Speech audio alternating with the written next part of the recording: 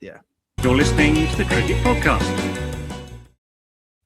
Hello, everyone, and welcome back to the Cricket Podcast. So we are here to preview the final group, the T20 World Cup. That is Group D, featuring Afghanistan, Canada, New Zealand, South Africa, and UAE. I'm Jack Cope. I'm joined by Max Rowe-Brown and Ross Legg to do that. And before we get going, I just want to remind you to click like and subscribe wherever you are watching or listening to the Cricket Podcast, and make sure that you tell your friends so that you can enjoy and they can enjoy our coverage of the tournament as we make our way through 2 group stages, semi-finals, before we finally crown India as undisputed champions of cricket. Let us start in Group D with the South Africans, Ross. Oh, okay, fine. I thought we were going to start the group of death with the Afghanistan team, but we'll start there. So, Aidan Markram is the captain. Shukri Conrad is the coach. They are wearing a yellow kit with a bit of green in it. And they've had a couple of injuries, gents. So Desorby is out, and so is Donovan Ferreira, which are... That's a shame. They're blows, they are. The Donovan Ferreira was very much on the ascendancy as a upstart. His 6 hitting ratio is really quite impressive. So that means Tristan Stubbs and Ryan Rickleton come into the squad. I think their key players are going to be still Quinton de Kock, because he is Quinton de Kock. But Dewald Brevis, this is his time to shine. I do think that the spin bowling is kind of a pretty major question, if I'm perfectly honest. Like, Maharaj is going to have a lot of heavy lifting to do in this team. But they do have kind of proven T20 bowlers of Nortje, if he can last more than kind of 1 over, and Rabada, and then Mafeka is in their lineup as well, along with Corbin Bosch. So there is talent in this team. George Linder is probably going to be one of the other spinners playing, and he obviously can bat as well. But I must admit, guys, this team isn't screaming World Cup champions to me. They will be competitive, but their T20 record is pretty poor over the last kind of couple of years. So, Max, you talked about the West Indies having a 34% win ratio in the Group C. These guys have only won a third of their last 32 games, and they've only won 2 of their last 5 T20 internationals. So the fact that they do have the likes of Afghanistan and New Zealand in their group means it's really not a banker for them. And these games are going to be bloody great to watch. I think there's going to be some real fights on their hands. And I'm not sure you're going to get the kind of 250 plays 250. I think this is going to be very, very interesting for them. So, again, they're always fun to follow. I'm not entirely sure what we're going to get. I think batting-wise, I've got it as a 3.5. Bowling-wise, also a 3.5. But their all-round contingent, unsurprisingly for me, comes in also at a 3.5. I'm not buying what they're offering right now, and I feel bad about that because I like South Africa as a cricketing nation. Yeah, it does feel like a little bit of they seem like a bit of a downgraded team without Heinrich Klaassen, and obviously he featured so strongly for them in the last World Cup, and it feels like he's got quite a lot more to give. Like him being swapped out for Quinton de Kock effectively, and then rejigging the batting order around that. I don't love. I think Quinton de Kock's probably I know he did hit an amazing ton fairly recently, but like I think he is a diminishing force. I think there's some exciting players in there though as well. Like it's like not inconceivable that Dewald Brevis goes off in this tournament, makes a statement. Tristan Stubbs has had more than a few moments in India. Rabada's a wicket machine. I don't know what was going on there, to be honest. I agree with you though, Ross. I do think they come in with a pretty weak spin bowling lineup for a tournament in the subcontinent. Yeah, there is some experience there, and Markram has obviously led plenty in India and is a champion in kind of the CA20 as well. So there is a little bit here, and they could do something. It's not jumping off the page at the moment, but yeah, South Africa have been a fantastic team, especially in Test match cricket. So don't write them off, but I think they're going to. This is the group. If you didn't watch any of the other groups to watch, I think this is the group. I think where you're going to have the majority of the fun games in the first part of the tournament. Artist, but I kind of like when you come to with a South African side. There's always a bit where Is it a painter, sculptor? Is it kind of just almost a ceramist? And I'm going to go for Joan Miro, the Catalan, or Catalan, Yeah. close enough. And because when you see his work, you can tell what it is. And South Africa, I think, is that if South Africa turn up, they are going to be very, very kind of like, oh right, that is a fucking great side. But at the moment, I don't know how all the bits and pieces are going to fit together. Fair enough. Max, let's move on to you then. You've got New Zealand to tell us about. How are the Kiwis looking going into this tournament? They got walloped a couple of times by India, but they actually did beat them. They did, exactly, yes. So New Zealand, they will march into this tournament captained by Mitchell Santner and coached by Rob Walter with a fetching black, of course, kit with a nice blue fern motif on the bottom half of the top. They always look good, the Kiwis, and they will do so again. As you said, Jack, they're off the back of a 5-match T20 series against India, so at least they're pretty well prepared for playing in India and against some good cricketers, like a lot of other people. But they were fairly comprehensively smeared across the window. But they did land a punch. They got a 50-run win. Not too bad. They also squeaked past the USA by 7 runs today, defending 208. Wins a win. But wins a win. They got the points that aren't actually points. But that maybe put a dampener on my hopes for them. But you know what you get with New Zealand? They're ever dependable. They've never won it, but they've made the semi-finals or better in half of their World Cup appearances. You'll always, apart from last time, get a New Zealand side that will do themselves some justice. So where am I putting them ratings wise? Batting, I've gone for a 3. I can't score them too high on the batting because so many of their batters are all-rounders, so I've reserved some of the scores for them. Okay. But Phil Allen is incredibly exciting as a cricketer. He strikes at a whopping 175 in T20s, 165 in T20 internationals. Devon Conway is reasonably reliable, although not so much in the last few years. Failed again today, so I don't know how long he'll actually last in that lineup. But Ratchin. Yeah, Ratchin. But he fills into the all-rounder category, Ross. The all-rounder category. Glenn Phillips, Ratchin Ravindra, Mitchell Santner, Daryl Mitchell, Michael Bracewell. Daryl Mitchell was not an all-rounder. Not anymore, no. Maybe Mitchell should begin the batters and we put that up a bit and we'll temper the all-rounders down to 4. But I quite liked the idea that basically New Zealand are a team of all-rounders. Jimmy Neesham, he bowled today, badly. But he's an all-rounder too. They've got loads of them. And it does give them some what's the word? Flexibility with the ball. They've got lots of finger spinning options. None of them are the best, but they're there. It's a bit like England, really. What are you rating this? With the bowling? A 4. I've gone 3.5 on the batting for Daryl Mitchell's moved up, and a 4 on all-rounders because they got loads of them and they're all quite good. Bowling, I've gone 3.5. Jacob Duffy has had a very good start to his international cricketing life. Matt Henry, very dependable. Lockie Ferguson is experienced and fast, just back from injury. So the thing that tempers the bowling for me is obviously the fitness concerns. And they are all getting on a bit as well. It is kind of like end of cycle stuff for New Zealand. And, Ish Sodhi will be carrying the can as like the main spinner. Yeah, I think he's probably a bit underrated, Ish Sodhi, but still not anywhere near like the quality of some of the other teams are going in with. Santner's a better spin bowler than Ish Sodhi. Well, that's true, actually. Yeah, I forgot about Mitch Santner. He's an all-rounder, though. So, yeah, this spin bowling's all right. They're New Zealand. They're decent. Right? They're decent. No one is any the wiser about this team. No, good. They're quite good, but on the other hand, they're quite bad. Lockie Ferguson, he exists in 2 states. Just coming back from injury or just about to be injured. No.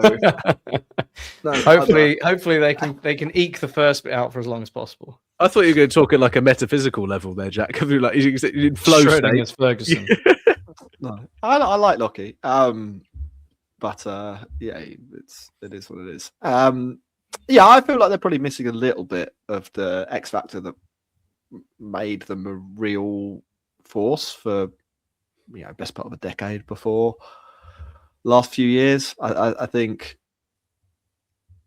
like the bowling, the new bowlers that they've got are sort of fine. They're not Trent Bolt, and that's a huge downgrade. I'm not sure about New Zealand. I think Ross's assessment that this is the group to watch is definitely true, because none of these teams are bankers to beat any of the other teams. All of them are capable of, but also all of them are capable of doing some quite spectacular stuff. Like New Zealand could beat anyone in this tournament. They won't be the favourites for many of those games, but it's on the cards that they could beat anyone if it comes off. I do think on New Zealand front, they have a ruthless efficiency when it comes to doing the basics really well. And that could be the thing that gets them through. Like their fielding is typically exceptional. And when you talk about they do have the most complete all-rounder, right? In Glenn Phillips, he can literally do fucking everything, but he kind of sets the tone in the field. So I think that could be the difference between, say, Afghanistan getting through versus New Zealand getting through, of just them doing the basics just a little bit better than kind of their nearest competition. Right, let's have the artist, Max, and then we'll wrap up part one. Yeah, there's a few options for the artist. I've gone down the road of monochrome painting for this one. So one of the most famous for that is Yves Klein, who did monochrome blue. It's just a block of blue, because the New Zealand are solid. Mm-hmm. And we've actually seen that. Jack and I on holiday in Cologne, we saw that piece of art. Well, there you go. I remember it well. We did culture. New Zealand, they're fine. They'll do fine. Great. Let's wrap up part one then. We'll come back. We've got Afghanistan, Canada, and the UAE to talk about. You're listening to the Cricket Podcast. Welcome back, everyone, to the Cricket Podcast for the final segment of our previews of the T20 World Cup. We're doing Group D. We've got Afghanistan, Canada, and the UAE to do. Before we get going, just a reminder to click like and subscribe wherever you listen or watch the Cricket Podcast, and tell your friends, blah, blah, blah, blah, blah, blah, blah, blah. Afghanistan, they are the third of the three big teams in Group D, who will be fighting it out for just 2 qualification spots. They qualified for this tournament by making it through to the Super 8s of the last one, and their ranking, etc., etc. means they automatically entered. They didn't have to do any qualification nonsense. They've beaten the West Indies recently. They swept Zimbabwe. I think at this point, fellas, they've fairly established themselves at the kind of top table in T20 cricket. They're a good team, and people need to take them seriously. They're not a bunch of lads that play with Rashid Khan. Like, this is an outfit that even with Rashid Khan, I wouldn't go as far as struggling recently. I think his form come back a little bit, but maybe not as good as he was 5 years ago. The team keeps getting better. They're a threat. That's what I'm saying.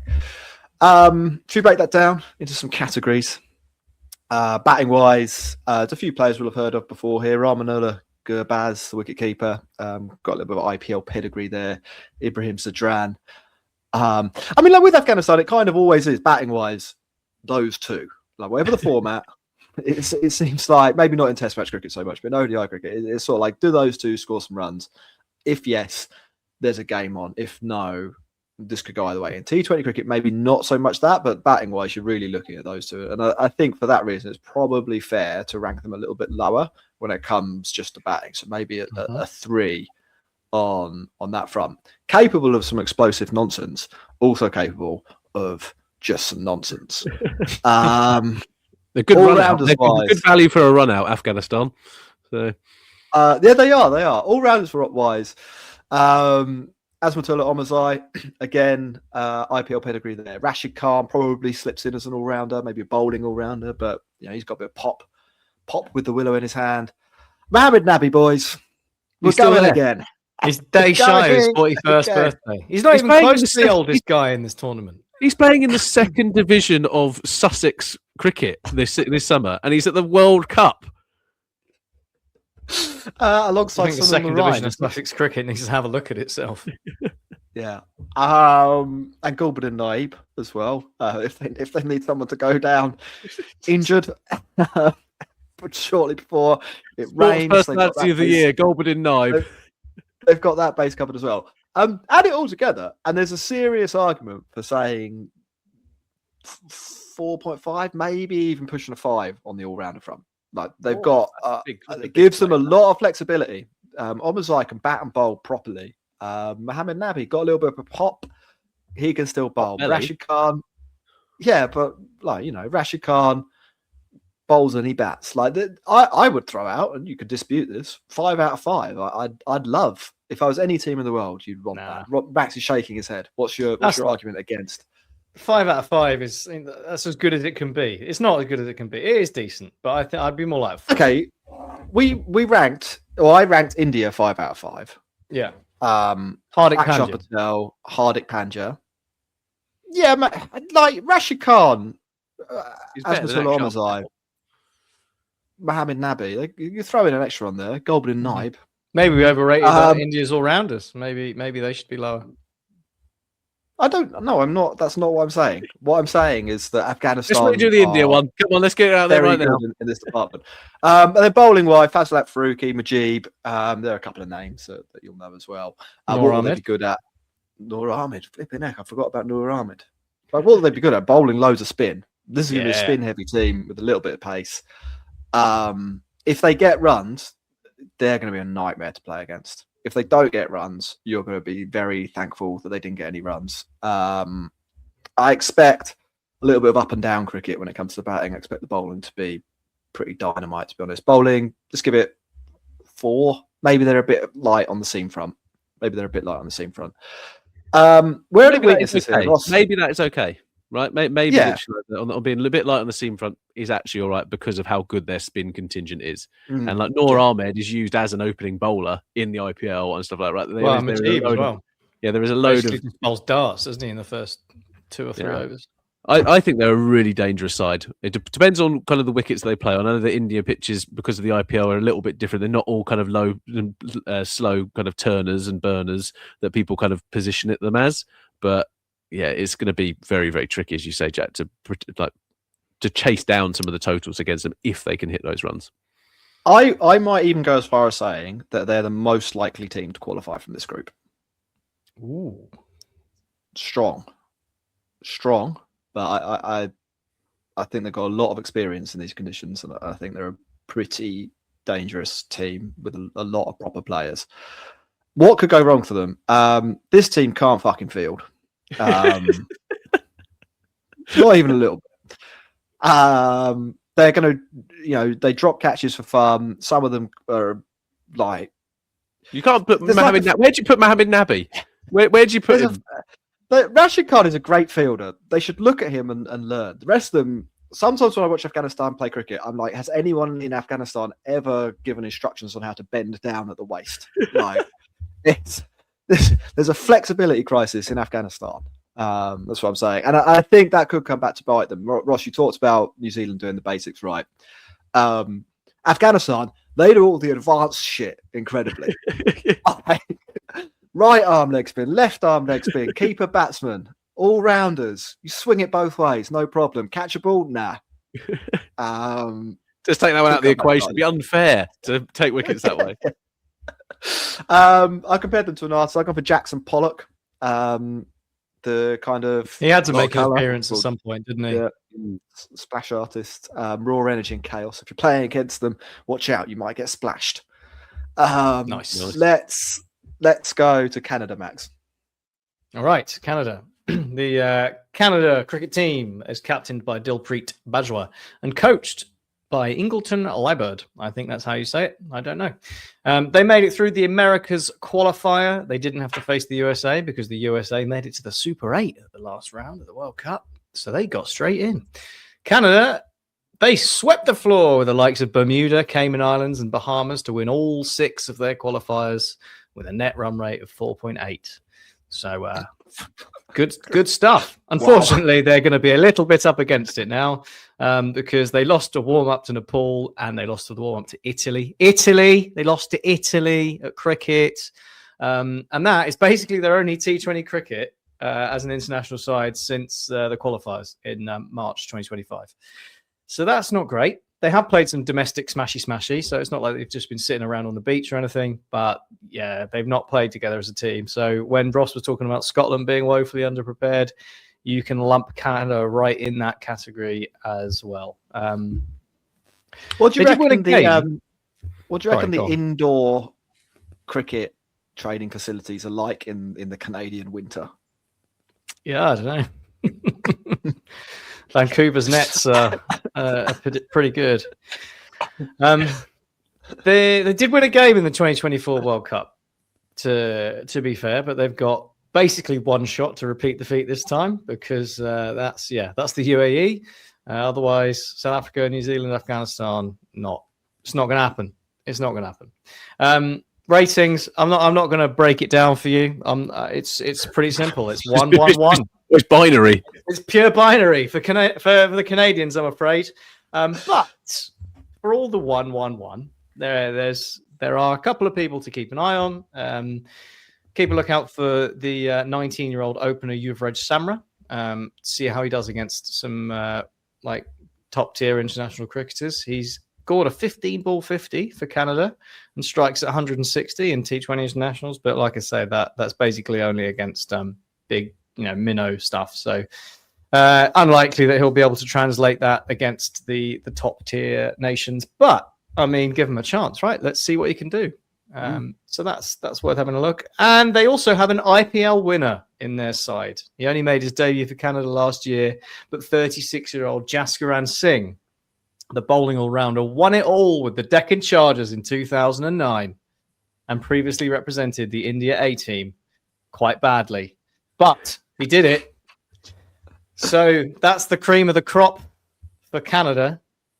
You've almost got to respect someone who loves cricket that much. Do you know what I mean? Like, there's some people that you look at, you're just like, why are you still playing this? But fair play, ends up at a World Cup. Like, you've got to respect the hustle of that man. Yeah. So yeah, I mean, Canada, they're going to be pretty bad. They're ranked 18th. UAE are ranked 2 places above them, so that's their shot at not being terrible. Be a barn burner. So keep an eye out. Canada, UAE, big game. Who's more likely, Max, out of Canada and UAE to be bowled out for less than 50 against Afghanistan? That's a good question. Because probably a lot of these teams can actually kind of they can play pace. They're not going to hit pace very well, but playing against good spin, I think becomes a serious issue for some of these teams. Yeah, I mean, there's a lot of Indian diaspora in the Canadian side. Mm-hmm. So in terms of growing up playing against spin, maybe they'll be all right. UAE probably used some pretty turny pitches as well, so maybe you'd lean UAE, but maybe Jack can answer that question for us when he gets to them.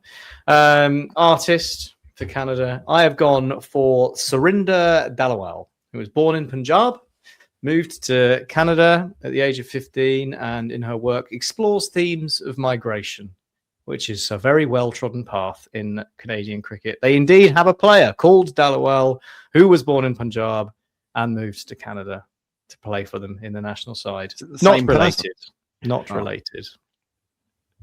Okay. Nice. I like that, Max. That leaves the UAE as the last team, bringing up the rear of the World Cup, both literally and podcast figuratively, you might say. They secured the final spot at the T20 World Cup by getting through the Asia regional finals. They lost to Nepal and Oman, but bounced back with wins over the cricketing superpower Samoa and Japan to snatch. Japan are on the up and up as well, aren't they? I like how on this podcast we've surrendered all there's we're not even holding back now, are we? All pretense of trying to take them serious. They look good. I actually think the kit doesn't look too bad. I got a bit of hate on our Discord channel. I actually don't mind it. Okay, no, it does. They are right on the Discord. It does look like a shit version of Mumbai Indians. Yeah, I didn't like it. I will say that. Are they a shit version of Mumbai Indians? No, they're probably actually worse than that. Probably actually worse than that. Look, they do have. Look, I'll say this. They do have a couple of players that aren't bad. So I think who will get the lowest score against Afghanistan, Canada or UAE, I think that the UAE should comfortably be able to outbat Canada, mainly on the back of Mohamed Wasim, who like genuinely might be the best non-major nation batter in the world. Holds his own pretty well when he comes up in the T20 and stuff like that. Like an actual really good cricketer. So no disrespect to Mohamed Wasim. And if we're just looking, else. Yeah, fine. I don't care about anyone else. I think therefore their batting gets a 1.5, not a 1. He adds a whole 0.5 by himself. Maybe no, you know what? Yeah, no, his numbers are a whole good. Point. His numbers. He's a good player. Yeah. He's a really good cricketer. The rest of the team, I think you have to be honest to say that it isn't. Hyder Ali, not the good one, not even the average one, not the one we've heard of. Maybe their best bowler. Bowled a little bit of tweak.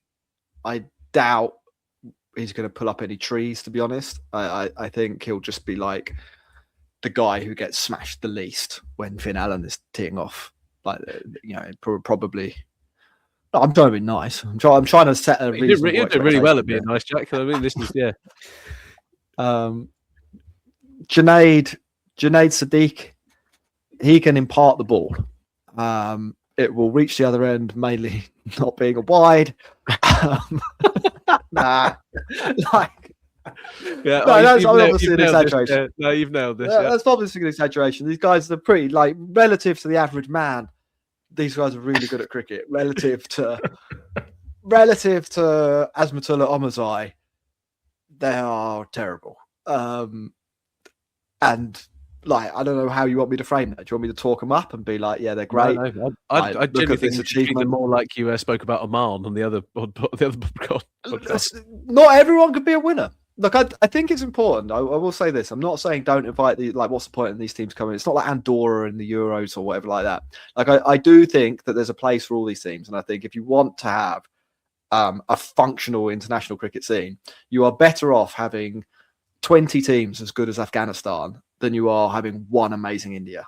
And having UAE involved and Oman involved and Italy involved and Canada involved, even though we all know they're on for some all-time whoopings, is good. It's good for the game. It's better for them. It gives them a reason, right, to keep trying to get better and playing. They've got a World Cup. It gives everyone a reason.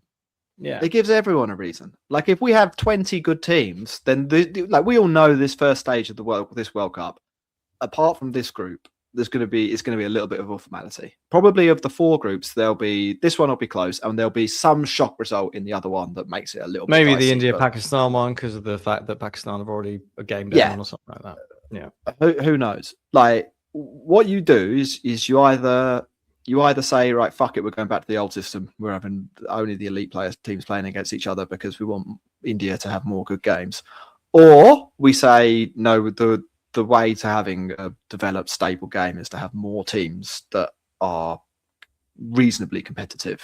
And it starts with this. It starts with a team that we have a laugh at because they've got one good player.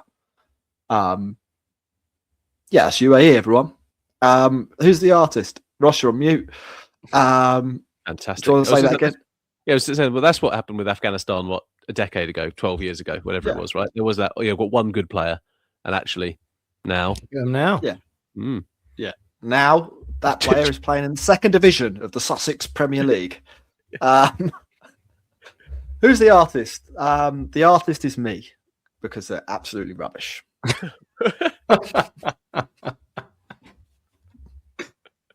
You ever seen me draw? Yeah, I've seen you. Your medium of art is actually Microsoft Paint, from my memory. Oh, it is. Yeah. Look, I'd say it's interesting, speaking personally here. Like, I would say I have like above average motor skills for a 33-year-old man. Like, throw a ball at me, I'm going to catch it more often than the average person. Apart from with a pen in my hand, and then like it's like I write and draw like I'm being electrocuted. Like, I can no longer read my own handwriting. I I think you might need. That's a neurological issue, Jack. I think that one. But it One only of many. Look, that's it. UAE. That is the end of the Cricket Podcast's T20 World Cup previews. We've got some games coming up on Sunday. Maybe as part of the roundup of the first games, we'll do some predictions for the tournament. It probably won't be that late then, but these episodes will be going out over the next couple of days. We're on Thursday, so we probably don't have a pre-tournament show in us, which isn't the end of the world, to be honest. We'll give us a little bit more to talk about after the first round of matches. What are the first round of matches? Let's talk about them quickly. We kick off quite ironically, I think, for a tournament in India with Pakistan against Netherlands. Pakistan being Netherlands, West Indies to Scotland, which will be an acid test for West Indies and Scotland, I think. And India v USA is the later game. You have to be up early for Pakistan Netherlands if you're in the UK. That's all on Saturday. Thanks everyone for listening and watching. Goodbye. Thanks. World Cup. Thanks, audience.